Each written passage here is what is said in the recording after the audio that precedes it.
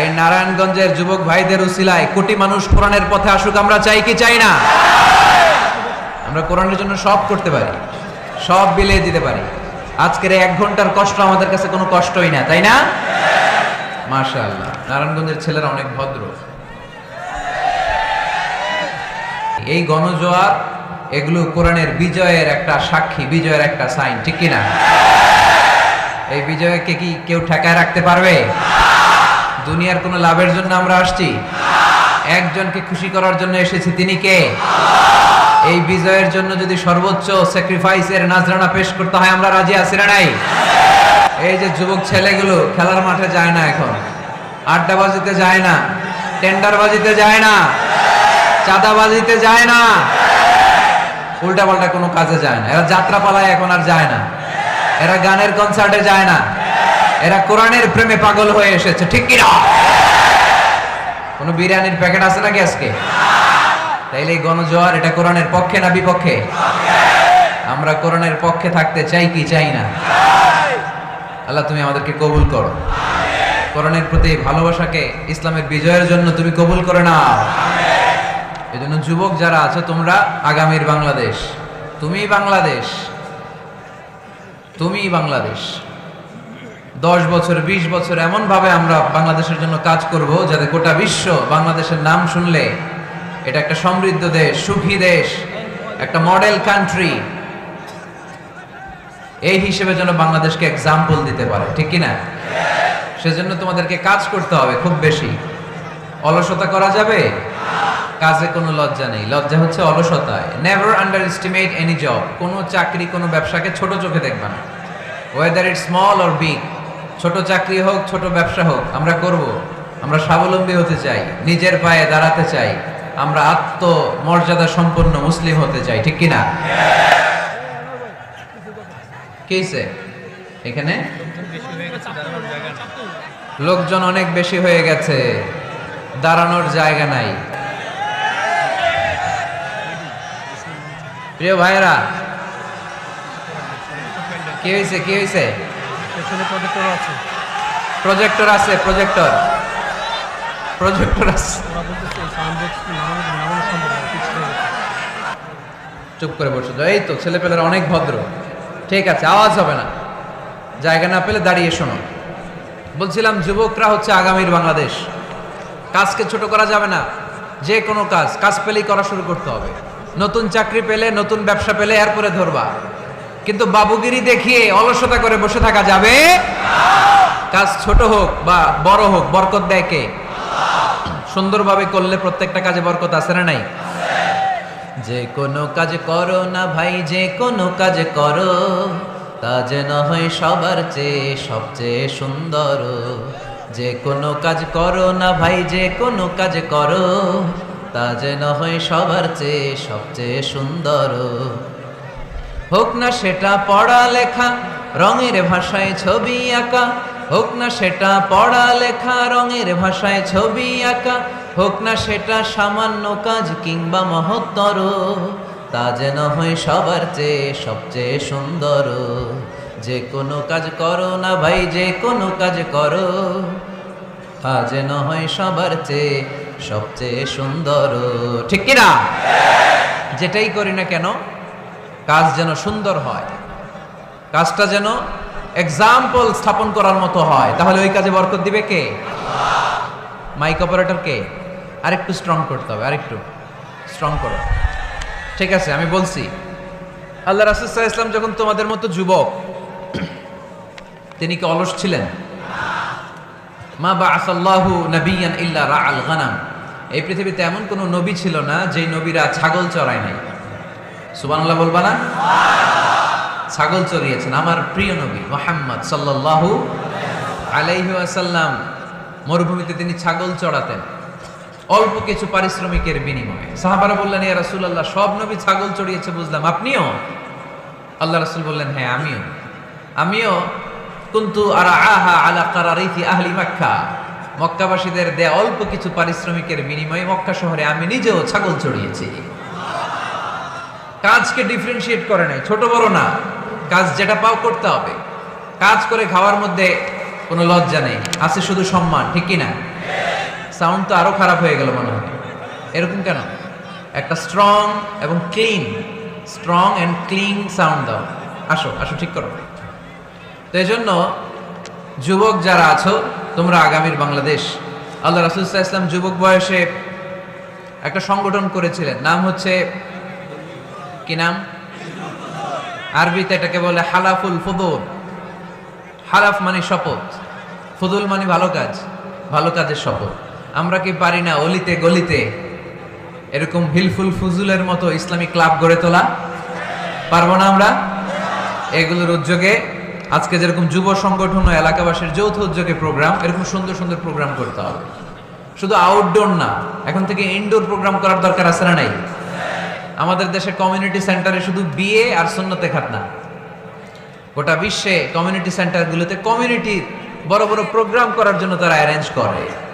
Community সেন্টারগুলোতে সেখানে indoor programme করতে হবে। প্রতি মাসে ভালো ভালো স্কলারদেরকে এনে, ইনফ্লুয়েন্সিয়াল স্পিকারদেরকে এনে যুবকদেরকে মোটিভেট রাখার দরকার আছে না নাই? কারণ যুবকরাই আগামীর বাংলাদেশ। আল্লাহ রাসূল সাল্লাল্লাহু আলাইহি ওয়াসাল্লাম প্রতিজ্ঞা করালেন যে এই হিলফুল ফুজুলের শপথ হচ্ছে মক্কায় চাঁদাবাজি টেন্ডারবাজি চলবে না, দুর্বলের উপর সবলের কোনো অত্যাচার চলবে না। এরকম হিলফুল ফুজুল থাকার দরকার আছে না নাই? আল্লাহ এই যুব সংগঠনকে তুমি কবুল করো, এলাকাবাসীকেও তুমি কবুল করো। মিনার বাড়ি বন্দর, নারায়ণগঞ্জ, মুসাপুর রাস্তার পাশে 2 দিন ব্যাপী তাফসীরুল কোরআনের প্রোগ্রামের আজকে দ্বিতীয় রজনী। আমি আমার খুতবার শুরুতে আপনাদের খেদমতে সূরাতু আল মুমিনুনের প্রথম আয়াত তেলাওয়াত করেছি। এই সূরায় আল্লাহ তাআলা মুমিনদের 7টি গুণের কথা বলেছেন, যে গুণগুলো একজন মুমিন হিসেবে আমাদের জীবনে থাকা দরকার আছে। এই 7টি গুণ আজকে আমরা জেনে যাব মানার উদ্দেশ্যে, ঠিক কিনা? ওয়াজ কি শুধু শোনার জন্য শোনা? শুনতে চাইলে তো ইউটিউবেও শোনা যায়, শোনা যায় না? ইউটিউবে ওয়াজ শোনেন না আপনারা? আমার ওয়াজ শুনছেন? কারা কারা দেখি? মাশাআল্লাহ, আমরা হাত নামাই প্রত্যেক দিন। হ্যাঁ, মাশাআল্লাহ মাশাআল্লাহ মাশাআল্লাহ। আল্লাহ তুমি কবুল করো। এই ইউটিউবটারে আমরা ভালো কাজে লাগাবো। গান শোনা ছেড়ে দিছো? মাশাআল্লাহ, আল্লাহ তুমি কবুল করো। এটা অনেক ভালো কথা যে আমরা আজে বাজে কাজে আর সময় নষ্ট করি না। ইন্টারনেট ইউজ করলেও এটা কোরআনের কাজেই লাগাই, ঠিক কি না? তো ওয়াজ কিন্তু ইউটিউবেও শোনা যায়, কিন্তু এখানে আমরা এসেছি একটা স্পিরিট নিয়ে যাব। সরাসরি কথা শোনার আর বলার মধ্যে একটা তাসির, প্রভাব আছে না নাই? তো এই জন্য বিশ্বাসীদের যে 7টা গুণাবলী, আজকে এগুলো আমরা জেনে যাব, যাতে করে আমরা মানতে পারি, পালন করতে পারি, ঠিক কিনা? সূরাটার নাম হচ্ছে সূরাতুল মুমিনুন। সূরার নাম কি?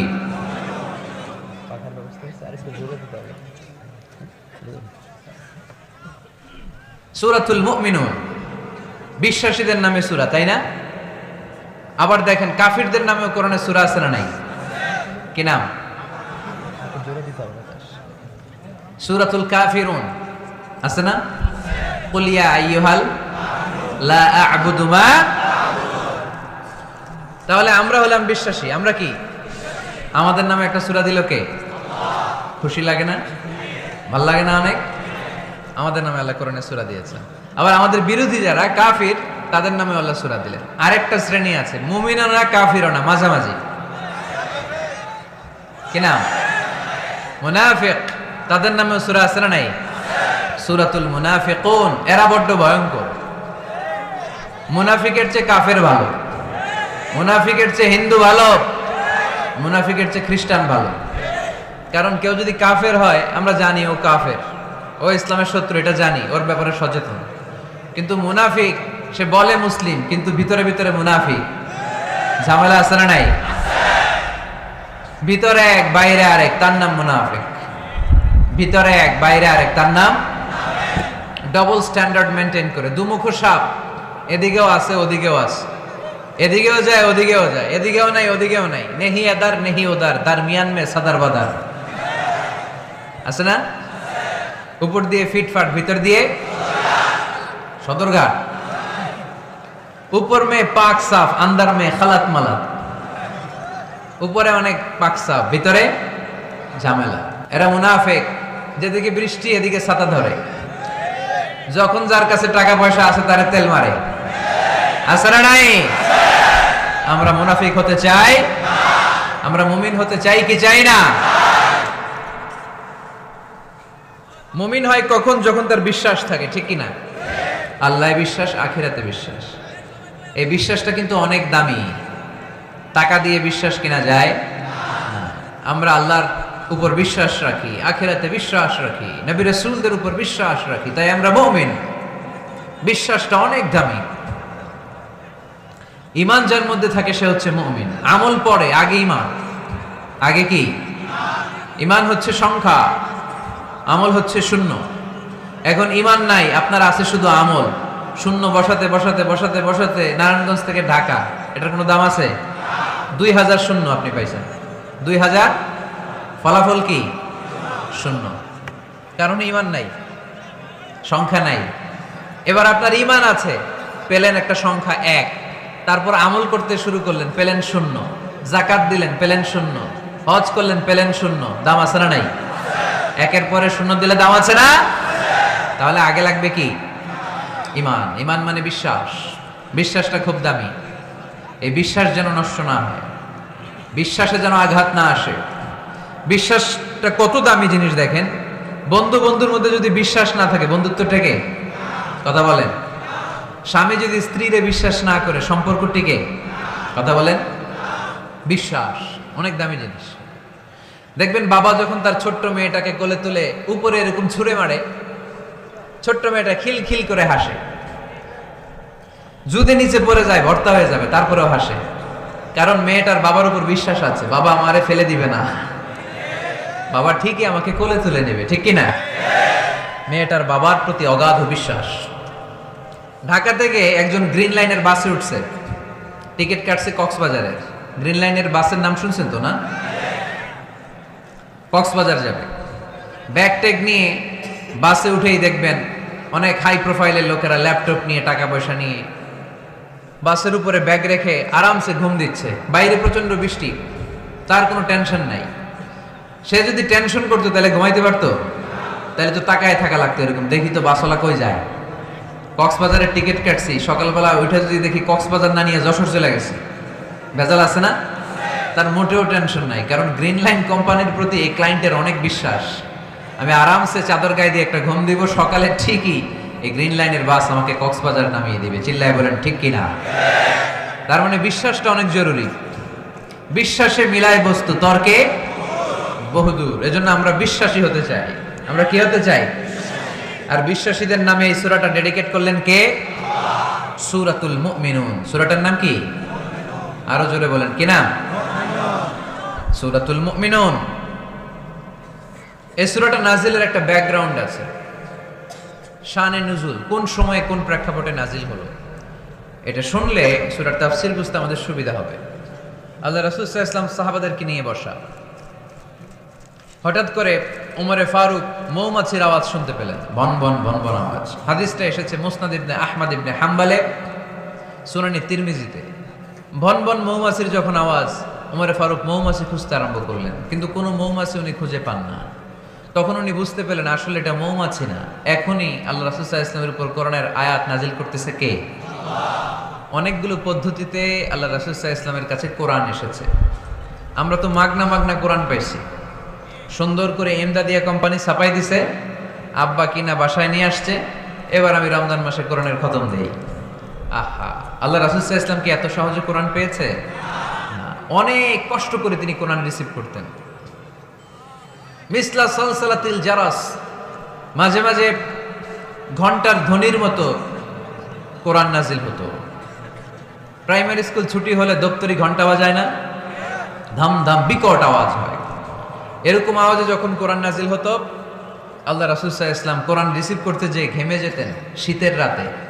ইন্না সানুলকি আলাইকা কওলান সাকিলা, নবী হে, এই কোরআনের বাণীটা অনেক সাকিল, ভারী, এত ভারী। ওটের উপর বসে থাকা অবস্থায় যখন কোরআন নাজিল হতো, তখন রাসূল সাল্লাল্লাহু আলাইহি ওয়াসাল্লাম যে ওটের উপর বসে আছেন, ওটের পা গুলো জমিনে গেড়ে যেত। ঘোড়ার উপর বসে থাকা অবস্থায় কোরআন নাজিল হলে ঘোড়াটা দাঁড়ানো থেকে বসে যেত।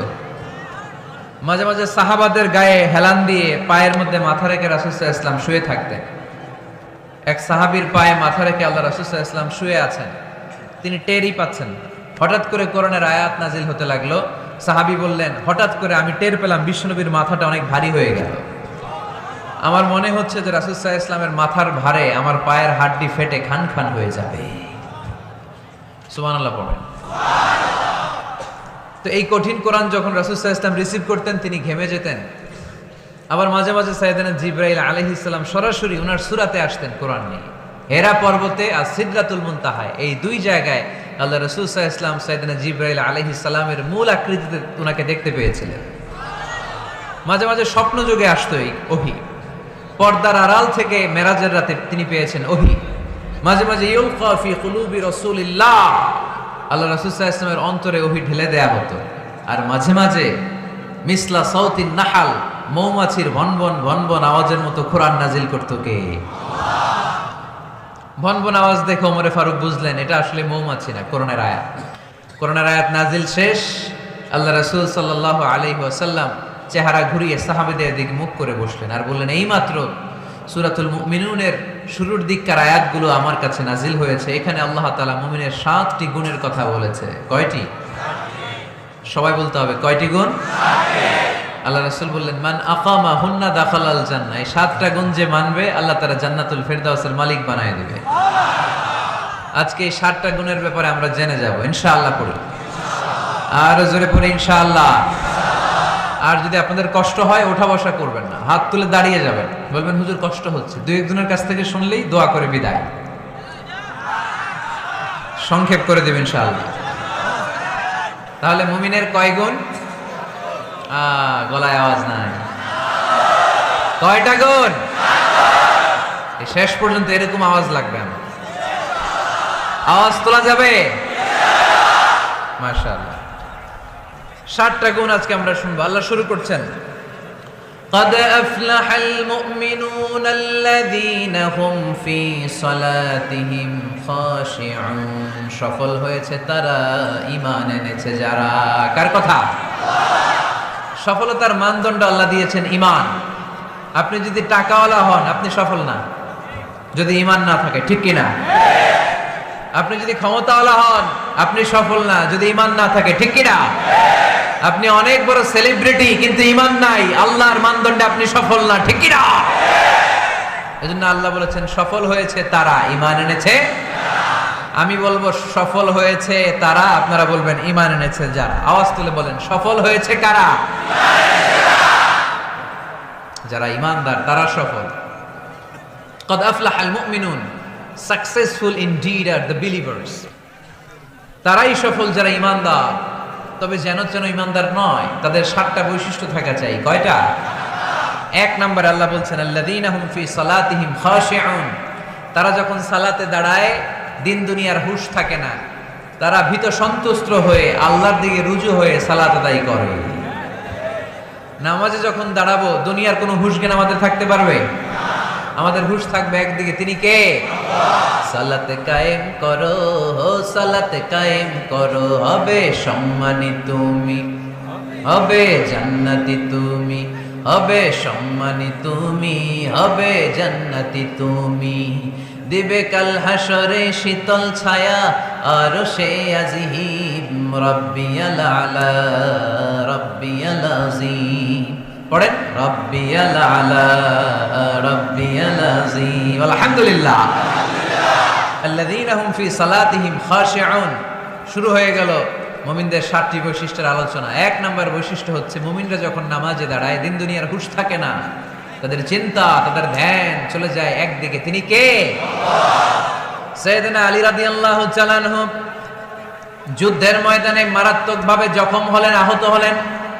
পায়ের ভেতরে জিহাদের ময়দানে তীর ঢুকে গেল, তীর কেউ টেনে বের করতে পারে না, এতটাই জখম হয়েছে। তীর ধরে টান মারলে তিনি চিৎকার মারে। বিশ্বনবী দেখলেন অবস্থা বেগতিক। আল্লাহর হাবিব বললেন, তীর ধরে টানাটানির দরকার নাই, যেহেতু টান মারলে ব্যথা পায়, ছেড়ে দাও, আজান দাও। বেলাল তুমি আজান দাও, একামত দাও। এক সাহাবীরে বললেন, আমি যখন নামাজে দাঁড়াবো, আলী যখন নামাজে দাঁড়াবে, নামাজরত অবস্থায় তুমি তোমার নিজের দায়িত্বে আলীর পায়ের ভেতর থেকে তীরটা টেনে বের করে ফেলবা। আজান দেয়া হলো, একামত হলো, বিষ্ণু ইসা ইসলাম নামাজ পড়তে শুরু করলেন। সাইয়েদনা আলী রাদিয়াল্লাহু তাআলা আনহু নামাজে দাঁড়ালেন। ওই সাহাবী দাঁড়ান নাই, বিশ্বনবীর পরামর্শ অনুযায়ী কাতারের ভেতর দিয়ে যে বিশ্বনবীর মেয়ের জামাতা সাইয়েদনা আলী রাদিয়াল্লাহু তাআলা আনহুর পা থেকে টান মেরে তীর বের করেছে। টান দিয়ে তীর খোলা হয়েছে, কিন্তু সাইয়েদনা আলী মুহূর্তের জন্য টের পান না। আগে টান মারতেছে, ব্যথা পায়, চিৎকার মারে, কিন্তু সালাত অবস্থায় টান মেরে তীর বের করেছে, উনি টেরই পান নাই। আল্লাহু আকবার। তার মানে যখন নামাজে তিনি দাঁড়িয়েছেন, দিন দুনিয়ার হুঁশ তার ছিল না। তার হুঁশ, জ্ঞান, চিন্তা, ধ্যান সব কিছু চলে গিয়েছে একজনের দিকে, তিনি কে? এজন্য বিশ্বনবী বলতেন, আন তা'বুদাল্লাহা কাআন্নাকা তারা ফাইন লাম তাকুন তারাহু ফাইন্নাহু ইয়ারাক। এমন ভাবে নামাজ পড়বে, মনে করবে তুমি আল্লাহকে দেখে দেখে নামাজের মুসল্লায় আছো। ঠিক কি না? যখন নামাজ পড়বা ভাববা তুমি আল্লাহকে দেখছো। আর যদি এটা কষ্ট হয়, অ্যাটলিস্ট এটা ভাবো যে আল্লাহ তোমায় দেখছে। আমাদেরকে দেখে কে? আমি যে নামাজ পড়ি দেখে কে? এই চিন্তাটা মাথায় থাকার দরকার আছে না নাই? কিরে ভাই, এখানে তো ধাক্কাধাক্কি করে লাভ নাই। প্রজেক্টর গুলো কোন দিকে?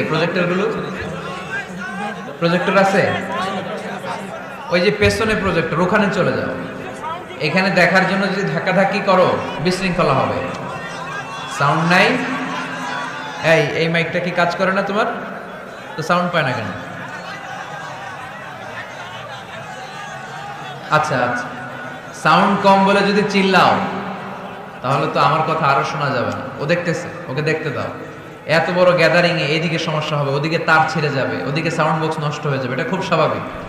তোমাদের সহযোগিতা লাগবে, তা না হলে তো একটু পর পর আলোচনার মাঝখানে ব্রেক দিলে আলোচনা করা যাবে না। লক্ষ লক্ষ লোকের সমাগম, এখানে কিছু সমস্যা হবেই, এগুলো মেনে নিয়ে আমাদেরকে বসে থাকতে হবে। ঠিক কিনা? মাইক অপারেটর, লাস্ট চান্স দিলাম তোমার, এটা ঠিক করো তাড়াতাড়ি। এই তোমার মাইকের কারণে অনেকবার ব্রেক হয়েছে আমার আলোচনা। হয়েছে, একটা ছেলে কথা বলবো না। এই ছেলে চুপ, ইয়েলো জ্যাকেট চুপ, কথা নাই, চুপচাপ দাঁড়ায় থাকো। এদিকে তাকান। আন তা'বুদাল্লাহা কাআন্নাকা তারাহু ফাইন লাম তাকুন তারাহু ফাইন্নাহু ইয়ারাক। এমন ভাবে নামাজ পড়ো, এটা চিন্তা করো যে আল্লাহ তোমায় দেখছে। আল্লাহ ইজ ওয়াচিং মি, তাই না? আল্লাহ ইজ অবজার্ভিং মি, আমার আল্লাহ আমাকে দেখছে। এই চিন্তা করে যদি নামাজ পড়েন, খুশু বাড়ায় দিবে কে? এক সাহাবী নামাজও পড়তেছে, দাড়িও টানতেছে, এরকম নামাজও পড়ে দাড়িও টানে, এরকম আল্লাহর ওলি আছে না নাই? নারায়ণগঞ্জে নাই? হ্যাঁ আছে। নামাজ পড়া অবস্থায় বারবার চুলকানো যাবে, দাড়ি টানা যাবে, শুধু মোবাইলে SMS লেখা যাবে? যাবে না, এগুলো করবেন না। নজরটা থাকবে সেজদার দিকে। কোন দিকে? সবাই বলেন, মনে থাকবে এটা। এগুলো message, very sensitive and important message. এগুলো নিয়ে যান বাড়িতে। সালাতে মন বসে না, কারণ নজর ছোটাছুটি করো এইদিকে। নামাজে দাঁড়াইছে, জানলা খোলা, জানলার দিকে তাকায় আছে। আল্লাহর ওলি আছে না নাই? নামাজে দাঁড়াইছে, ঘড়ির দিকে তাকায় আছে, ঘড়ির কাঁটা ঘুরে, হের মাথাও ঘুরে, আছে না নাই? এদিক সেদিক তাকাবেন না, সেজদার দিকে তাকাবেন। কোন দিকে? আল্লাহ 3টা চান্স দেয়। কয়টা? একবার যখন এদিকে তাকান, আল্লাহ বলে আকবিল, ফিরে আয়, সেজদার দিকে তাকা। আবার যখন তাকান, আল্লাহ বলে আকবিল, ফিরে আয়, সেজদার দিকে তাকা। আবার যখন ঘড়ির দিকে তাকান নামাজে, আল্লাহ বলে ফিরে আয়, সেজদার দিকে তাকা। 3বারের পরে যখন আবার অন্যদিকে নজর করেন, আল্লাহ বলে লা হাজাতা লি ইলা সলাতিক, তোর এই নামাজের দরকার আমার নাই। নাউজুবিল্লাহ পড়বেন না? যে আল্লাহরে খুশি করার জন্য এত সময় ব্যয় করে, এই কষ্ট করে শীতের রাতে ওযু করে নামাজে দাঁড়ালাম, ওই আল্লাহ যদি বলে এই নামাজের দরকার নাই। এখানে কি হয়েছে ভাই? দেখতেছেন যে জায়গা হচ্ছে না, তো ওইখানে ধাক্কাধাক্কি করবেন কেন? আপনি পিছনে চলে যান, অ্যাবাউট টার্ন, পেছনে যান, যে প্রজেক্টরে দেখেন, যান। যেখানে জায়গা হবে না ওখানে ধাক্কা দিবেন কেন আপনি? এই জনস্রোতের ধাক্কায় অনেকে আহত হয়, এটা করবেন না প্লিজ, এটা করবেন না। আর অল্প অল্প কিছু সময় আমরা কথা বলবো, বারবার ব্রেক করলে তো হবে না, এটা বুঝতে চায় না অনেকে। প্লিজ এরকম করবেন না। একজন আলোচক যখন কথা বলে তার আলোচনার একটা ফ্লো থাকে, ওই ফ্লোতে সে এগোয়, তার শ্রোতাকে সে কি বলবে একটার পর একটা কথা তাকে প্রেজেন্ট করতে হয়। একটু পরে যদি দেখে হুজুর মাইক নাই, ওদিকে কয় আওয়াজ নাই, আরেকজন কয় আমি নাই, কিছুক্ষণ পরে দেখা যাবে আমিও নাই, আমিও চলে যাব। তো এগুলো করো না, আর অল্প কয়েক মিনিট। তো নামাজে নজরটা থাকবে কোন দিকে? অনেকে এগুলো করে, অনেক মুরব্বী বাবারাও করে, আমি দেখেছি। মুরব্বীরা অনেক সময় নামাজ পড়ে ঘরে কেউ ঢুকলে এমনি তাকে, আছে না নাই? মুরব্বী বাজানকে বুঝাই দিবে যে নিয়ম হচ্ছে সেজদার দিকে তাকানো। কোন দিকে তাকানো? খেয়াল থাকবে তো। সাহাবারা যখন নামাজে দাঁড়াতেন, সফরে যখন মরুভূমিতে সালাত আদায় করতে দাঁড়াতেন, মরুভূমির পাখিগুলো সাহাবাদের মাথায় এসে বসে যেত। কারণ পাখি মনে করতে এগুলো খেজুর গাছ। কি গাছ? নড়ে না, চড়ে না, ঠায় দাঁড়িয়ে আছে। পারা যাবে না এরকম নামাজ পড়তে? ইনশাআল্লাহ পড়েন। আল্লাযীনা হুম ফি সালাতিহিম খাশিউন। মুমিনদের প্রথম গুণ, তারা যখন নামাজে দাঁড়ায় ভীত সন্তুষ্ট হয়ে খুশু খুদুর সাথে একাগ্রতার সাথে নামাজ পড়ে, with full of solemnity and submission. ডানে বায়ে তাকায় না, তারা সব সময় টেনশনে থাকে আল্লাহ আমার নামাজ কবুল করলো তো। আর তারা ভাবে হতে পারে এটাই আমার জীবনের শেষ নামাজ। It could be my final salah, perform the salah as if this is your last and final prayer. এমন ভাবে নামাজ পড়ো, চিন্তা করো যে হতে পারে এটাই তোমার জীবনের শেষ নামাজ, আর হয়তো আমি আল্লাহর সেজদা দেওয়ার সুযোগ পাবো না। আজকের মাহফিল শেষ করে আমরা বাসায় পৌঁছতে পারবো, কোনো গ্যারান্টি আছে আমার? আর 10 মিনিট হায়াত আছে আমার, কোনো গ্যারান্টি নাই। আর 2 মিনিট বাঁচবো, গ্যারান্টি আছে? শ্বাস যেটা নিলাম এটা ফেলতে পারবো, গ্যারান্টি আছে? তো মুসল্লায় যে দাঁড়াইলেন, নামাজ যে পড়লেন, এরপরে আরেকবার নামাজের সুযোগ পাবেন, গ্যারান্টি আছে? তো তাহলে প্রত্যেক নামাজের সময় মুসল্লায় দাঁড়িয়ে আমরা এটা ভাবি না কেন যে এটাই হতে পারে আমার শেষ নামাজ? This could be my final salah, হতে পারে এটাই আমার শেষ নামাজ। এরকম চিন্তা নিয়ে যদি আপনি নামাজে দাঁড়ান, তাহলে মন এদিক সেদিক যাবে। অনেকে নামাজেও দাঁড়ায়, আবার টেলিভিশনে কোন নিউজ দিচ্ছে ওইটার টেনশনও থাকে, আছে না নাই? নামাজেও দাঁড়ায় শেয়ার বাজারের দাম বাড়লো না কমলো, টেনশন করে। নামাজেও দাঁড়ায় মাশরাফি ছক্কা মারলো না আউট হইলো, টেনশন আছে না নাই? যার যেদিকে আগ্রহ ওইটা নিয়ে পড়ে থাকে নামাজ, ওই নামাজকে আল্লাহ কবুল করবে? এই জন্য এমন ভাবে সালাতে দাঁড়াবো, ভাববো যে হতে পারে এটাই আমার জীবনের শেষ নামাজ। আজকে যদি বলা হয় রাত 12টায় মালাকুল মাউত এসে আপনার রূহ নিয়ে যাবে, this night is your last night in your life, আপনার জীবনে এটা শেষ রাত, এখন আপনি যে নামাজের সুযোগটা পাবেন, লাস্ট চান্স, আপনি ওই দিন কি করবেন? আহা, কত সুন্দর করে অজু বানাবেন, তাই না? সাদা ধবধবে পাঞ্জাবি পরে আতর মাখবেন, মুসল্লাটা বিছিয়ে, হায় রে কি সুন্দর নামাজ, কি সুন্দর রুকু দিবেন আপনি। ওই দিনের রুকুটা হবে আপনার জীবনের শ্রেষ্ঠ রুকু, ওই দিনের সেজদা হবে আপনার জীবনের শ্রেষ্ঠতম সেজদা। সেজদায় লুটিয়ে পড়ে চোখের পানি দিয়ে আপনি জায়নামাজ ভিজিয়ে দিবেন, তাই না? কারণ আপনি confirm this is your last salah, এটা আপনার শেষ নামাজ। তো প্রত্যেক ওয়াক্তে যে দাঁড়াই, কোনো গ্যারান্টি আছে যে আরেকটা নামাজের সুযোগ পাবো? তাহলে প্রতি ওয়াক্তেই আমরা এটা ভাবি না কেন যে এটা আমার জীবনের শেষ নামাজ হতে পারে? বিশ্বাসীরা যখন নামাজে দাঁড়ায় তারা ভাবে it could be my last and final salah, চিল্লায় বলতে হবে ঠিক কিনা? এজন্য আল্লাহ বললেন ক্বাদ আফলাহাল মুমিনুনাল্লাযীনা হুম ফি সালাতিহিম খাশিউন, সফল হয়েছে তারা, ঈমান এনেছে যারা। ঈমানদারের প্রথম গুণ, তারা যখন নামাজের জন্য মুসল্লায় দাঁড়িয়ে যায়, দিন দুনিয়ার হুঁশ তার থাকে না, তার ধ্যান জ্ঞান চলে যায় একজনের দিকে, তিনি কে? ধীরস্থির ভাবে সালাত পড়তে হবে, তা'দীলুল আরকান মেইনটেইন করুন। এক সাহাবী নামাজ পড়ে আল্লাহ রাসূল সাল্লাল্লাহু আলাইহি ওয়াসাল্লামের কাছে আসলেন। আল্লাহ রাসূল বললেন সল্লি ফা ইন্নাকা লাম তুসল্লি, যাও নামাজ পড়ো, নামাজ হয় নাই। আবার নামাজ পড়লেন, আবার আসলেন, আল্লাহ রাসূল একই কথা বললেন, সল্লি ফা ইন্নাকা লাম তুসল্লি, repeat your salah because you didn't offer your salah in a correct way, in a correct manner, সঠিক পদ্ধতিতে সালাত হয়নি। উনি কি করবেন? আবার যে বললেন, আবার আসলেন, আল্লাহ রাসূল বললেন সল্লি ফা ইন্নাকা লাম তুসল্লি, সালাত পড়ো, হয় নাই। এবার সাহাবী কেঁদে দিলেন, বললেন ইয়া রাসূলুল্লাহ, এর চেয়ে ভালো করে তো আমি পড়তেই জানি না, আল্লাহ রাসূল সাল্লাল্লাহু আলাইহি ওয়াসাল্লাম সাহাবীকে জড়িয়ে ধরলেন, বললেন আসো তোমারে শিখাইয়া দেই, যখন নামাজে দাঁড়াবা তাড়াহুড়ো করবে না। There is no rushing in salah, there is no hastiness in salah. সালাতে তাড়াহুড়ো নাই। যখন দাঁড়াবা রিল্যাক্স, যখন রুকুতে যাবা রিল্যাক্স, সিজদায় লুটিয়ে পড়বা রিল্যাক্স। তাড়াহুড়ো করা যাবে? রুকুতে যখন যাবা পিঠটাকে সোজা করবা, স্ট্রেট ফরওয়ার্ড। আল্লাহ রাসূল সাল্লাল্লাহু আলাইহি ওয়াসাল্লাম যখন রুকু দিতেন, ওনার রুকু দেওয়া পিঠটা এতটাই স্ট্রেট ফরওয়ার্ড আর সোজা হতো, সাহাবারা বলতেন এখানে পানির গ্লাস রেখে দিলে পানিটাও কাঁপতো না, গ্লাসটাও নড়তো না। তার মানে রুকুর পিঠ খুব বাঁকা ছিল, তাই না? কি ছিল? স্ট্রেট ফরওয়ার্ড, সোজা। লা ইয়াসুব্বু ওয়া লা ইয়াকনিউ। আমাদের অনেকের মাথা অনেক নিচে চলে যায়, অনেকেরটা এরকম থাকে না, স্ট্রেট ফরওয়ার্ড। আল্লাহ রাসূল সাল্লাল্লাহু আলাইহি ওয়াসাল্লাম বললেন সবচেয়ে বড় চোর যে নামাজে চুরি করে। সাহাবারা বললেন কাইফা ইয়াসরিকু ফিস সালাহ ইয়া রাসূলুল্লাহ, হে আল্লাহর রাসূল সালাতে আবার চুরি করে কেমনে? আল্লাহ রাসূল সাল্লাল্লাহু আলাইহি ওয়াসাল্লাম বললেন ইয়াসরিকু ফি রুকুইহি ওয়া সুজুদিহি, রুকু সিজদায় চুরি করে, পিঠ সোজা করে না। রুকু থেকে সোজা হয়ে দাঁড়িয়ে কয়েক সেকেন্ড অপেক্ষা করা এটা ওয়াজিব। দুই সিজদার মাঝখানে 1-2 সেকেন্ড স্থির হয়ে বসে থাকা ওয়াজিব। আমাদের অনেকেই রুকু থেকে কোন রকম নামকাওয়াস্ত মাথাটা উঁচু করে সিজদায় দৌড় মারে, আছে না নাই? এক সেজদা দিয়ে কোন রকম মাথাটা তুলে আরেক সেজদায় দৌড় মারে, আছে না নাই? এরা রুকু সেজদায় চুরি করে, এরা নামাজ চোর। এরকম করা যাবে? তাড়াহুড়ো করবেন? কখনো তাড়াহুড়ো করা যাবে? নামাজে তাড়াহুড়ো নাই। নামাজে কি নাই? নামাজে করতে হবে রিল্যাক্স। নামাজে কি করব? সবাই বলেন কি করব? যারা তাড়াহুড়ো করে এদেরকে বলতে পারবেন এটা? তুমি তাড়াহুড়ো করছো কেন? নামাজে তুমি রিল্যাক্স করবা।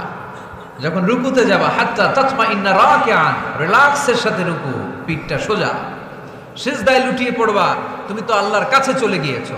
আকরাবু মা ইয়াকুনুল আবদু মির রাব্বিহি ওয়া হুয়া সাজিদ ফাআকসিরু ফীহি দুআ। আল্লাহ রাসূল বললেন বান্দা যখন সিজদায় লুটিয়ে পড়ে, বান্দা তখন আল্লাহর সবচেয়ে কাছে চলে যায়। ফাআকসিরু ফীহি দুআ, তাই তখন বেশি বেশি দোয়া করো। আমরা যখন মসজিদের কার্পেটে সিজদা দেই, দেখা যায় যে সেজদাটা কপালটা কার্পেটে পড়ে, জায়নামাজে পড়ে, মসজিদের টাইলসে পড়ে। কিন্তু বিশ্বনবী বলে না, টাইলসে পড়ে না, জায়নামাজে পড়ে না, তোমার সেজদাটা আল্লাহর কুদরতি পায়ের উপর যে পড়ে। এজন্য তাড়াহুড়ো করা যাবে? ইদা উকিমাতিস সালাহ ফালা তাতুহা তাসাউন, যখন একামত হয়ে যায় দৌড়াদৌড়ি করে রাশিং করে নামাজে যেও না। ওয়া আতুহা তামশুন, রিল্যাক্সের সাথে যাও। ফামা আদরাকতুম ফাসাল্লু, যে যতটুকু পাও ইমাম সাহেবের সাথে পড়ো। দেরি হয়ে গেলে ওমা ফাতাকুম ফাআতিমু, যেটা ছুটে গেছে একা একা পড়ো। 4 রাকাত পেয়েছে 2 রাকাত, বাকি 2 রাকাত একা একা পড়ার সুযোগ আছে না নাই? তো তাড়াহুড়ো করেন কেন আপনারা? আর তাড়াহুড়ো করবেন? অনেকে ওযুখানায় তাড়াহুড়ো করে। মাগরিবের নামাজ ইমাম সাহেব শুরু করছে ওয়াদ-দুহা ওয়াল-লাইলি ইযা সাজা, সবার মুখস্থ আছে না নাই? তো উনি তখন হাত ধুইতেছে, এখনো মাথা মাসে আর পা ধোয়া বাকি। উনি হিসাব মিলাই ফেলছে, তাড়াহুড়ো করে দৌড় দিতে হবে, তা না হলে রাকাত পাওয়া যাবে না। মসজিদের টাইলস ছিল পিছলা, উল্টায় পড়ছে, লুঙ্গি একদিকে মুসল্লি আরেকদিকে। এরকম আছে না নাই? আমাদের এলাকায় একজন এরকম দৌড় মেরে পা ভেঙে ফেলছে, উল্টায় পড়ে, লুঙ্গি একদিকে ও আরেকদিকে। এরকম করবে না। মনে রাখতে হবে এই মাহফিলগুলোতে এসে শুধু স্লোগান সর্বস্ব মাহফিল দিলে হবে না। যা শুনবো নিজে মানবো, সমাজটাকে পরিবর্তন করে দিব আমরা। আমাদের দিকে চেয়ে আছে বাংলাদেশ, ঠিক কিনা? আমাদের হাতেই সব। আমরা চাইলে একটা শক্ত সিদ্ধান্ত নিলে আমরা বাংলাদেশকে চেঞ্জ করে দিতে পারি, ঠিক কিনা?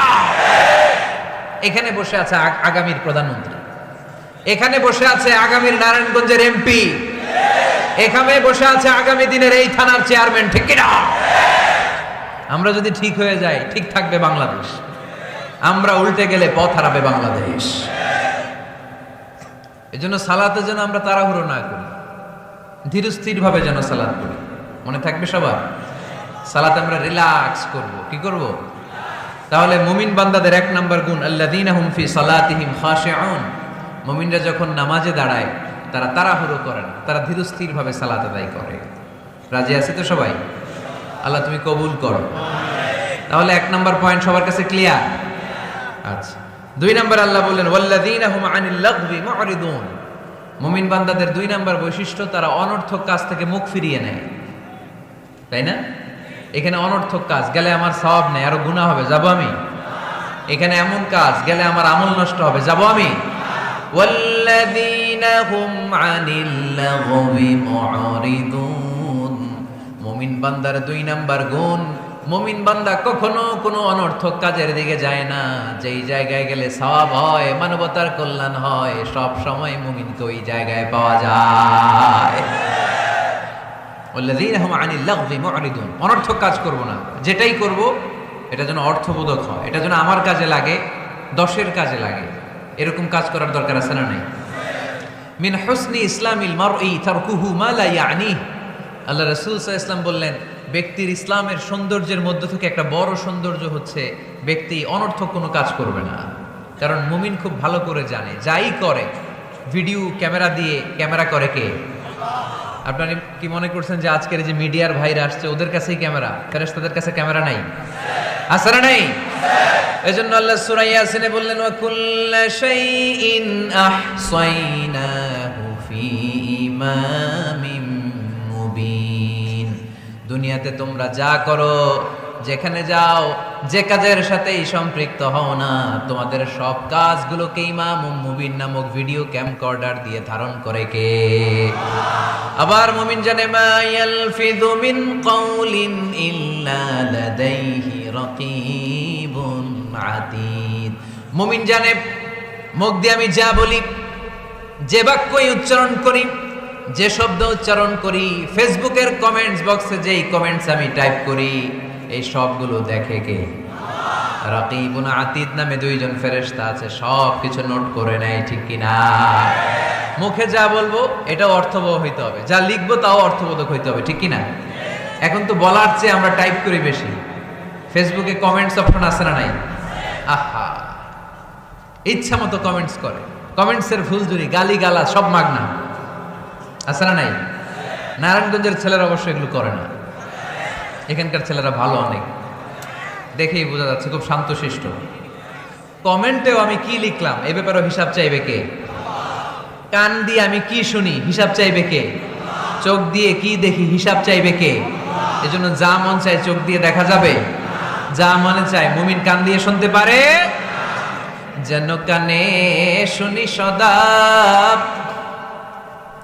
তোমার কালাম, এ খোদা চোখে যেন দেখি শুধু কোরআনের আয়াত, শোনো আমারে মুনাজাত। পড়েন, শোনো শোনো ইয়া ইলাহি আমারে মুনাজাত, শোনো আমারে মুনাজাত। পড়ি আমিন। এজন্য মুমিন বান্দার 2 নাম্বার গুণ, ওয়াল্লাযীনা হুম আনিল লাগবি মুরিদুন। অনর্থক কাজে আমরা যাব না, যাব? তোমরা যুবকরা মিলে অনেক কিছু করতে পারো, ব্লাড ক্যাম্পেইন করতে পারো, রক্ত দেওয়ার মাধ্যমে জীবন বাঁচানো যায়, ঠিক কি না? তোমরা যুবক ছেলেরা মিলে বৃক্ষ রোপণ কর্মসূচি করতে পারো, তোমরা যুবক ছেলেরা মিলে পরিচ্ছন্নতা অভিযান চালাতে পারো এলাকায়। তোমরা চাইলে সবাই মিলে দাঁড়িয়ে সমাজ থেকে ইফটিজিংকে তাড়াতে পারো। তোমরা চাইলে সমাজ থেকে যৌতুকের মতো মরণ ব্যাধিকে ঝাড়ু পেটা করে বিদায় করতে পারো। তোমরা চাইলে আগামীর বাংলাদেশকে সোজা পথে উঠিয়ে দিতে পারো। ওয়াল্লাযীনা হুম আনিল লাগবি মুরিদুন। মুমিনরা আজে বাজে কাজে যায় না, যে কাজে গেলে নিজের কল্যাণ, দেশের কল্যাণ, দশের কল্যাণ, মুমিন ওই কাজ করে, ঠিক কি না? তাহলে অনর্থক কোনো কাজে আমরা যাব যেটাতে সওয়াব নাই, যেটাতে গুনাহ হয়, যেটাতে সবার অকল্যাণ, ওটাতে আমরা যাব? 2 নম্বর গুণ, ওয়াল্লাযীনা হুম আনিল লাগবি মুরিদুন। অনর্থক কাজ দেখলে মুখ ফিরায় নিতে হবে, সালাম দিয়ে আমরা কেটে পড়ব। আর ভালো কাজে আমি সবার আগে, ভালো কাজে আমি। যুগ জামানা পাল্টে দিতে চাই না অনেক জন, এক মানুষই আনতে পারে জাতির জাগরণ। এক মানুষই বিপদকালে বাঁচায় কাফেলায়, ক্ষুদ্র ডিঙ্গি বাঁচায় জাহাজ অসীম দরিয়ায়। সমাজ পরিবর্তনের জন্য এতজন দরকার নাই, একটা ওমর হইলে বাংলাদেশ সোজা হয়ে যাবে, ঠিক কিনা? একজন ইমাম মাহদী হলে গোটা বাংলাদেশে ঠিক করে দেবে কে? ওই ওমরের মতো যেন আমরা হতে পারি, আমরা যেন পরিবর্তনের নায়ক হতে পারি। আল্লাহ তুমি তৌফিক দাও, আর জোরে আমিন। ওয়াল্লাযীনা হুম আনিল লাগবি মুরিদুন। অনর্থক আজে বাজে কাজে আমরা যাব, ভালো কাজ যেখানে আমরা যাব। তাহলে প্রথম গুণ কি ছিল? সালাতে খুশু খুদু, আল্লাহর ভয়, আল্লাহর চিন্তা নিয়ে সালাত পড়ে। 2 নম্বরে অনর্থক কাজে মুমিনরা যাবে। 3 নম্বরে আল্লাহ বললেন ওয়াল্লাযীনা হুম লিয-যাকাতি ফাঈলুন, আমার মুমিন বান্দাদেরকে আমি ধন সম্পদ দিয়ে যদি ধনী বানিয়ে দেই, ওই সম্পদ থেকে গরিবদের জন্য তারা দান করে। দে যাকাত তোরা দে রে যাকাত, তোর দিল খুলবে পরে আগে খুলু খা। দে যাকাত তোরা দে রে যাকাত, ঠিক কি না? ওয়া ফি আমওয়ালিহিম হাক্কুন লিসাইলি ওয়াল মাহরুম, তোমার সম্পদে গরিব দুঃখীর অধিকার আছে। আমি যে যাকাত দেই এটা আমি কিন্তু করুণা করি না, বরং ও যাকাত নিয়ে ও আমারে করুণা করে। কথা বুঝতে পেরেছেন? আমি যাকাত দেওয়াটা আমার উপর ফরজ, কিন্তু যে গরিব ওর জন্য কি যাকাত নেওয়া ফরজ? ওর ঘরে টাকা নাই, ও বললে আমি রোজা রাখবো কিন্তু যাকাতের টাকা নিব না, কোনো সমস্যা আছে? কিন্তু আমি যদি কই যাকাত দিব না, সমস্যা আছে না নাই? তাহলে আমি করুণা করি নাই, ও যে আমার থেকে যাকাতের প্যাকেটটা নিয়ে এই বিশাল ফরজ ইবাদত পালনে আমারে সহায়তা করলো, ও আমারে করুণা করেছে, ও এসে আমারে দয়া দেখিয়ে গিয়েছে, ঠিক কি না? কিন্তু অনেকে যাকাতের শাড়ি দেয়, লুঙ্গি দেয়, আবার মাইকে ঘোষণা দিয়ে দেয় অমুক দিন যাকাতে শাড়ি দেয়া হবে, লুঙ্গি দেয়া হবে। আহা, গরিব মানুষগুলো ধাক্কা ধাক্কি করে পদপৃষ্ঠ হয়ে মারা যায়। কিয়ামতের দিন মার্ডার কেসের আসামি করে তোরে আল্লাহ দাঁড় করাবে। তোমার কারণে এই মানুষগুলো মারা গিয়েছে, অব্যবস্থাপনার কারণে। এরকম নিউজ বাংলাদেশে আছে না নাই? যাকাতের শাড়ি বলে কোনো শাড়ি আছে? যাকাতের লুঙ্গি বলে কোনো লুঙ্গি আছে? সমাজ থেকে দারিদ্রতা বিমোচনের জন্য যাকাত এমন কিছু দিবেন যাতে করে সে কিছু করে খেতে পারে। সিএনজি কিনে দেন, একটা ছেলেটা সিএনজি চালাবে, অটো রিকশা চালিয়ে স্বাবলম্বী হবে, ঠিক কিনা? অস্ট্রেলিয়ান গাভী কিনে দেন, গরুর দুধ বিক্রি করে স্বাবলম্বী হবে, ঠিক কিনা? ঝালমুড়ির একটা দোকান বানায় দেন, চায়ের একটা দোকান বানায় দেন, চা বিক্রি করবে, ফুচকা বিক্রি করে ও চলবে, ফ্যামিলিও চলবে। আর যদি একটা শাড়ি, একটা লুঙ্গি, 1 কেজি সয়াবিন তেল আর 1 কেজি চাল দিয়ে দেন, এটা নিয়ে দুপুর পর্যন্ত চলবে, রাত্রেবেলায় আরেক জায়গায় লাইনে দাঁড়াবে। দারিদ্রতা কি দূর হবে? একদিকে গাছতলা, আরেকদিকে 5 তলা, ওই বাংলাদেশ আমরা চাই না, ঠিক কিনা? অর্থের সুষম বন্টনের জন্য যাকাতকে ফরজ করেছে কে? এজন্য আল্লাহ বললেন আল্লাযীনা হুম লিয-যাকাতি ফাঈলুন, আমার মুমিন বান্দারা 3 নাম্বার গুণ, তারা যাকাত দেয়, তারা সম্পদ জমিয়ে রাখে না। আল্লাযীনা ইয়াকনিজুনা আয-যাহাবা ওয়াল ফিদ্দাতা ওয়া লা ইউনফিকুনাহা ফী সাবিলিল্লাহ ফাবাশশিরহুম বিআযাবিন আলীম। যারা সম্পদ জমায়, কেমন আছেন? ভালো আছেন? আপনি এমপি মহোদয়? আচ্ছা আচ্ছা, মাশাআল্লাহ, চেয়ারম্যান সাহেব বসেন। তো এই জন্য একদিকে রাস্তার একদিকে গাছতলা, একদিকে 5 তলা, এরকম সমাজ চাই নাকি আমরা? না, সম্পদের তারল্য ছড়িয়ে পড়তে হবে, ঘর থেকে ঘরে, দ্বার থেকে দ্বারে, ঠিক কিনা? যারা সম্পদ জমায় রাখে, ব্যাংক ব্যালেন্স করে, এগুলো করি না তো আমি, আগে যা করছেন ওইটাই। একদিকে গাছতলা, আরেকদিকে 5 তলা, এরকম চাই আমরা? না, আমরা চাই এদেশে কোনো দারিদ্রতা না থাক, নো পভার্টি ইন বাংলাদেশ, ঠিকই না? এসডিজি, সাস্টেইনেবল ডেভেলপমেন্ট গোল আছে 17টা, এর মধ্যে একটা গোল হচ্ছে নো পভার্টি, কোনো দারিদ্রতা থাকতে পারবে না। এজন্য আমাদেরকে কাজ করে যেতে হবে। যারা সম্পদ জমায়, যারা সম্পদ জমায়, এই সম্পদগুলো কিয়ামতের দিন হবে সুজাআন আকরা, টেকো সাপ, পা থেকে পেঁচাতে পেঁচাতে কোমর, কোমর থেকে পেঁচাতে পেঁচাতে গলা, ছোবল মারবে আর বলবে আনা মালুক আনা কানজুক, আমি তোর সম্পদ, আমি তোর ব্যাংক ব্যালেন্স, আমার না খাওয়ার জন্য জমাইছিলে, আজকে খা। খাইবেন ওই দিন? খাইবেন? ওই দিন সাপের এক একটা কামড়ে দেহটা 70 গজ জমিনের ভেতরে ঢুকে যাবে, ঠিক কিনা? এজন্য ওয়াল্লাযীনা হুম লিয-যাকাতি ফাঈলুন, আমার বিশ্বাসী বান্দারা কৃপণ হয় না, আমার মুমিন বান্দারা কিপটা হয় না। তারা যখন সম্পদের মালিক হয়, আমার রাস্তায় তারা যাকাত দেয়, ঠিক কিনা? দান করে, দিলে বাড়ায় দেয় কে? দিলে কমে কখনো? গোপনে দান করবেন, ওই গোপনে দানের সওয়াব বেশি। গোপনে দান করলে কিয়ামতের দিন আল্লাহ তাআলা আরশের নিচে আপনারা ছায়া দিয়ে দিবে। তাহলে 1 নাম্বার সালাত, 2 নাম্বার আজে বাজে কাজে আমরা নাই, 3 নাম্বারে আমরা যাকাত দিব, 4 নাম্বারে আল্লাহ বললেন ওয়াল্লাযীনা হুম লিফুরুজিহিম হাফিযুন, আমার মুমিন বান্দারা তাদের লজ্জাস্থানের হেফাজত করে। 4 নাম্বার। এটা কয় নাম্বার? এটা যুবকদের ওয়াজ। লজ্জাস্থানের দে গার্ড দেয়ার প্রাইভেট, লজ্জাস্থানের হেফাজত করতে হবে। আল্লাহ রাসূল সাল্লাল্লাহু আলাইহি ওয়াসাল্লাম বললেন, মাইয়াদমান লি মা বাইনা লিহিয়াইহি ওয়া মা বাইনা রিজলাইহি আদমান লাহুল জান্নাহ। খুব জরুরি হাদিস, যুবক ভাইরা খেয়াল করে শোনো। যে ব্যক্তি 2টা অঙ্গের গ্যারান্টি, বিশ্বনবী বললেন আমার যে উম্মত 2টা অঙ্গের গ্যারান্টি আমারে দেয়, আমি নবী তারে জান্নাতের গ্যারান্টি দেই। 1 নাম্বার মা বাইনা লিহিয়াইহি, এই 2 চোয়ালের মাঝখানে যে অঙ্গ থাকে, সে যদি গ্যারান্টি দেয় ওই অঙ্গের পাপ করবে না, মানে জিহ্বা। সে যদি ওয়াদা দেয় জিহ্বা দিয়ে মিথ্যা বলবে না, চগলখড়ি করবে না, একজনের কথা আর একজনের কানে লাগাবে না, এই ওয়াদা যদি দেয় তার গ্যারান্টি দে। You have to guard your private. বিবাহ বহির্ভূত কোন সম্পর্ককে ইসলাম জায়েজ করে নাই। এজন্য এগুলো করা যাবে? গার্লফ্রেন্ড বয়ফ্রেন্ড করা যাবে? গার্লফ্রেন্ড আছে কার কার? দেখি হাত তোলো। মাশাআল্লাহ, সাহস আছে ওদের, বুকের পাটা আছে। হাত নামা বেটা। এই গার্লফ্রেন্ড বয়ফ্রেন্ডের সাথে আমাদের কোনো সম্পর্ক? আমরা বিয়ে করব। কি করব? বিয়ে করব। চেয়ারম্যান সাহেব বিয়ে করাই দিন, এগুলো আপনার দায়িত্বে দিয়ে গেলাম। এই গার্লফ্রেন্ড বয়ফ্রেন্ড এগুলো ইসলামের কালচার নয়। বিয়ের চেয়ে ভালো কাজ পৃথিবীতে হতে পারে না। বিয়ে করতে গেলে বাপে বলে আগে নিজের পায়ে দাঁড়া, তো এতদিন ও কার পায়ে দাঁড়াইছে? ছেলে মেয়েদেরকে সাহস দেন, ছেলেও পড়বে। ওই যে একজন চিল্লান দিয়ে উঠছে, ওর কমন পড়ছে, কমন পড়ছে। মাশাআল্লাহ। গার্ডিয়ানরা যারা আছেন ওদের দুঃখ কষ্ট একটু বুঝছেন আপনারা, মিলায় দিয়েন ওদেরকে, বিয়ের পিড়িতে বসায় দিয়েন। বিয়েতে করলাম, বিয়েতে বরকত। বিয়ের মতো ভালো কাজ হতে পারে না। সব নবীরা বিয়ে করেছেন।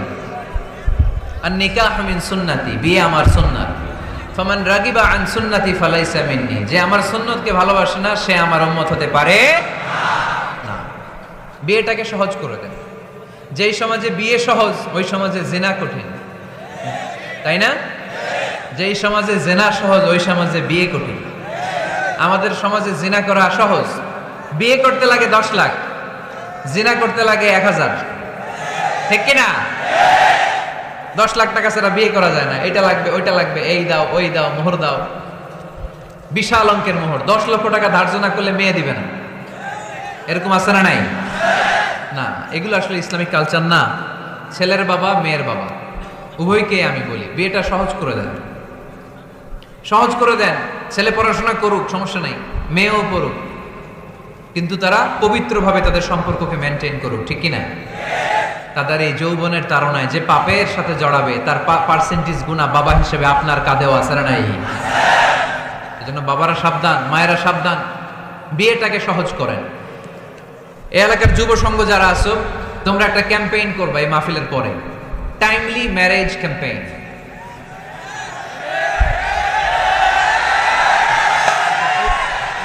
Timely marriage campaign. সময় মতো বিয়ে দিতে হবে, দেরি করা যাবে। বাপ মা বোঝে না, একজনকে হুজুর আব্বাই বোঝে না। গার্ডিয়ান যারা আছেন একটু সদয় হন।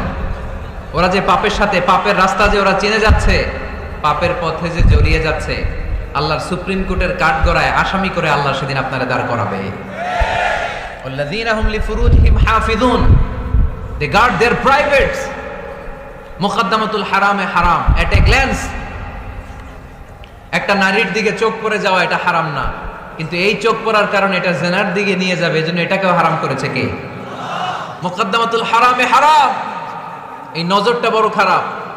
আন-নাযার সাহামুন মাসমুমুন মিন সিহামি ইবলিস, এই নজর হচ্ছে শয়তানের বিষ মাখানো তীরের মধ্য থেকে একটা ভয়ঙ্কর তীর।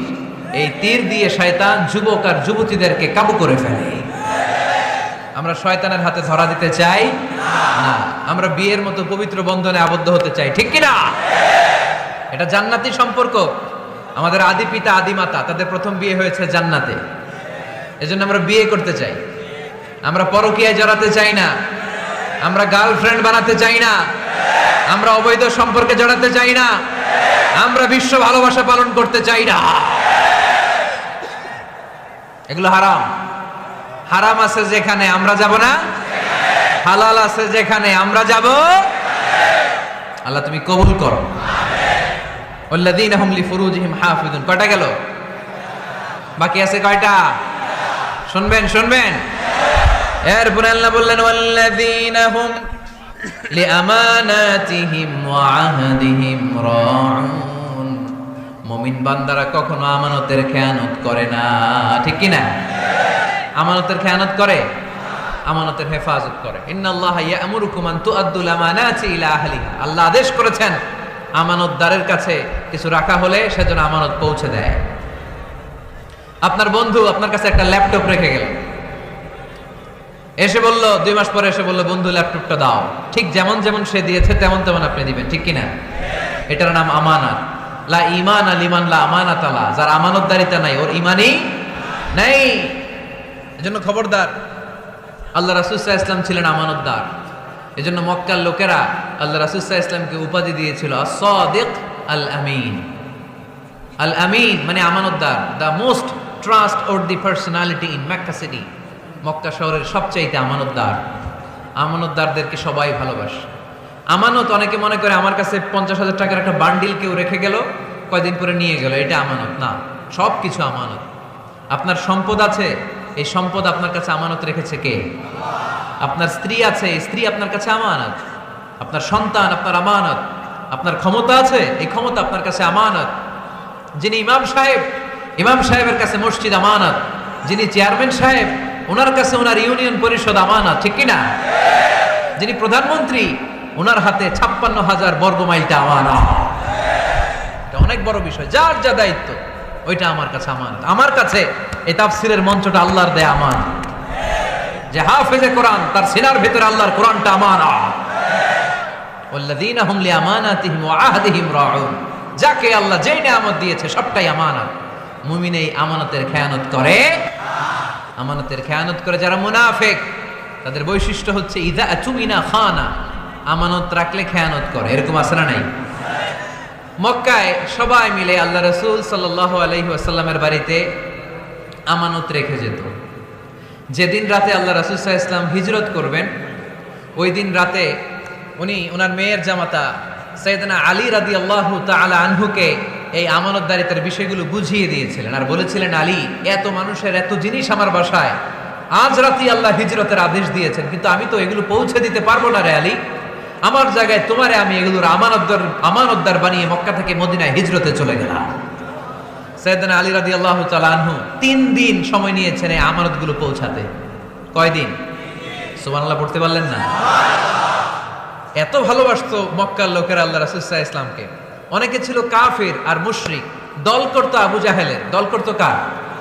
কিন্তু আমানত রাখার সময় আবু জাহেলের কাছে রাখে না, আল্লাহ রাসূল সাল্লাল্লাহু আলাইহি ওয়াসাল্লামের কাছে রাখে। সুবহানাল্লাহ কইবেন না? আল্লাহ রাসূল যদি বলতেন আমার কাছে কেন, আবু জাহেলের কাছে রাখো, ওরা বলতো আবু জাহেলের কাছে যদি টাকার প্যাকেট রাখি দেখা যাবে আয়েশা টাকাও নাই, টাকার প্যাকেটও নাই। আপনার কাছে যেইভাবে যেই জিনিসটা রাখি ঠিক ওইভাবে পাওয়া যায়। ওয়াল্লাযীনা হুম লিআমানাতিহিম ওয়া আহদিহিম রাউন। মুমিন বান্দার 5 নাম্বার গুণ, তারা আমানতদার হয়। কি হয়? আমরাও আমানতদার হব। সবাই বলেন ইনশাআল্লাহ। ওয়া আহদিহিম রাউন। মুমিন বান্দার 6 নাম্বার বৈশিষ্ট্য হচ্ছে মুমিন বান্দা যদি আহাদ দেয়, প্রমিস দেয়, প্রমিস দিয়ে প্রমিস রাখে। কথা দিয়ে কথা রাখে, কথা ভাঙে না। আমরা কথা দেই কিন্তু কথা রাখি না, এরকম আছে না নাই? না, মুমিনদের কথা তো কথা দিলে আপনার কথা রাখতেই হবে। এজন্য আল্লাহ কোরআনে বললেন ওয়া আউফু বিল আহদি ইন্নাল আহাদা কানা মাসউলা। যে ওয়াদা তুমি দিয়েছো, যে অঙ্গীকার মানুষকে তুমি দিয়েছো, যেই প্রমিস তুমি মানুষকে রেখেছো, তোমার প্রমিস তুমি রক্ষা করবে। কেননা কিয়ামতের দিন এই ওয়াদার প্রমিসের ব্যাপারে তোমারে জিজ্ঞেস করবে কে? খবরদার, কাউরে কথা দিলে কথা রাখবেন।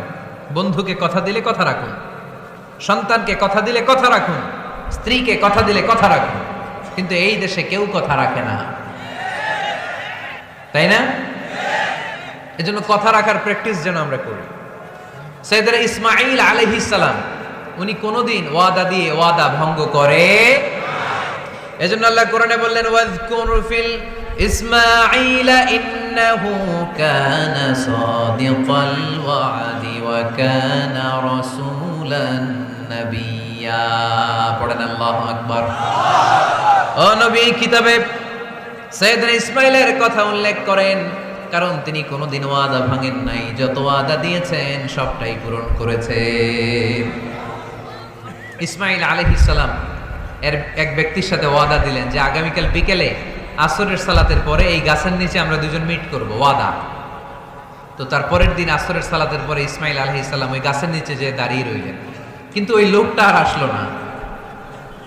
সাইয়েদনা ইসমাঈল আলাইহিস সালাম ভাবলেন হয়তো ভুলে গিয়েছে, আজকে আসে নাই কালকে আসবে।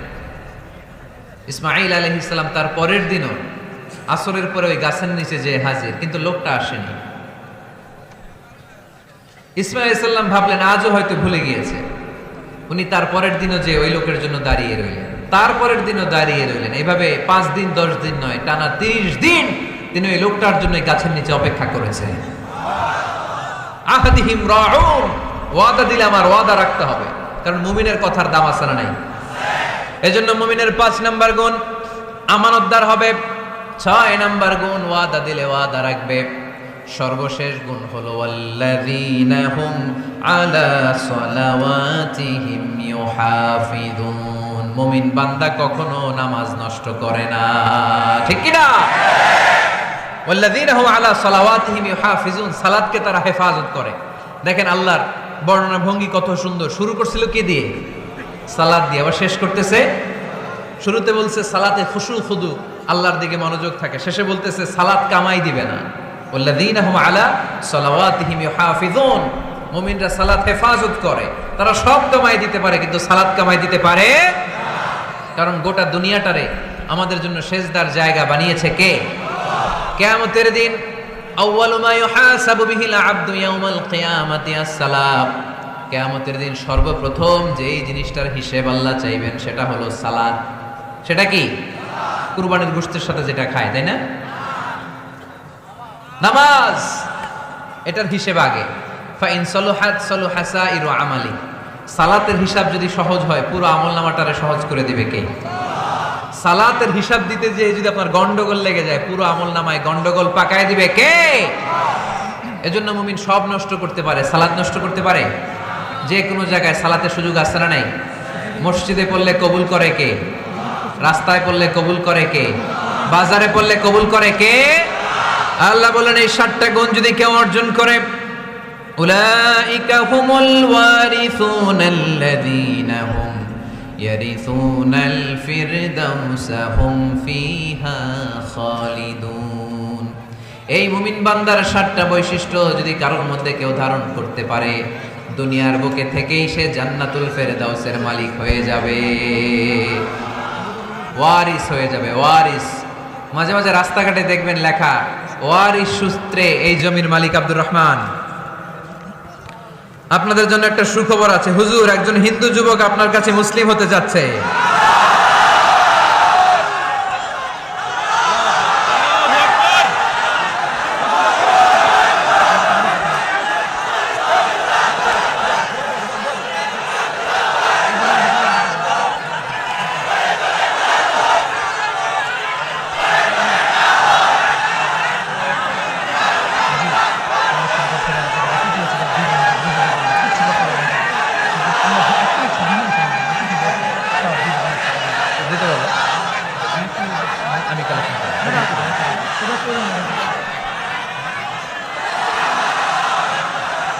মাশাআল্লাহ, মাশাআল্লাহ, মাশাআল্লাহ। বসেন, বসেন।